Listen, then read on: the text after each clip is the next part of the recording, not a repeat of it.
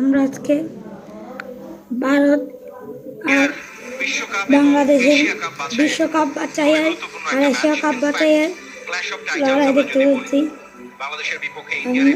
আমাকে সাবস্ক্রাইব করুন, লাইক করবেন, কিন্তু আফগানিস্তানের সাথে 1-1 গোলে ড্র করেছে। খেলা দেখতে থাকুন।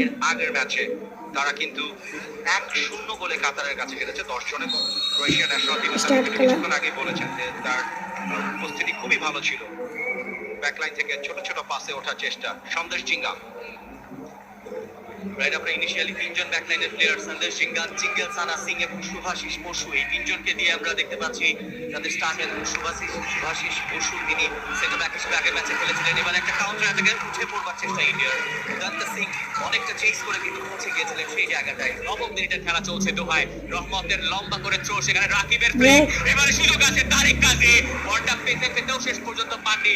একেবারে শুরুর দিকে বাংলাদেশের জন্য আর্লি স্টেজে ভালো একটা সুযোগ স্কোয়াডটা রয়েছে তাদের কিন্তু তিনি এগিয়ে রাখছেন, মানসিকভাবে চাঙ্গা রেখেছেন এবং এখন পর্যন্ত যতটুকু চোখে চোখ রেখে কিন্তু লড়াইটা বাংলাদেশ করছে। সেখানে ভালো একটা বল কিন্তু রয়েছে, এবার বলের সুযোগ রয়েছে সেখানে মনবীর সিং, আরিফুর রহমান চিকো তিনি ছিলেন, তবে শেষ মুহূর্তে বর্মন তিনি কিন্তু এই যাত্রায় বাঁচিয়ে দিয়েছেন বাংলাদেশকে।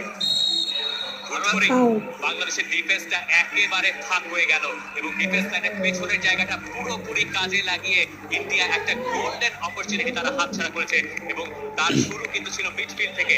ব্রেন্ডন ফার্নান্দেজ একটা চমৎকার বল থ্রু করেছিলেন এবং সেখানে জামাল ভুঁইয়া, মানিক মোল্লা কারোরই অবস্থান নেই, সব এটিকে মোহনবাগানের ওয়ান অফ দ্য ব্যাক লাইনের মেম্বার ক্লিয়ার করলেন এক্ষেত্রে রহমত মিয়া।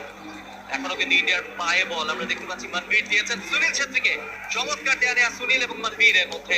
উদান্ত সিং লং রেঞ্জ থেকে শট করেছেন, অনেকটা বাইরে দিয়েই বাইলাইন অতিক্রম করে বক্সের ভেতরে কড়া মার্কিং। সেখানে জিঙ্গেল সানা সিং হেড করার জন্য এগিয়েছিলেন, বাট মানিক মোল্লা চমৎকার ডিফেন্ডিং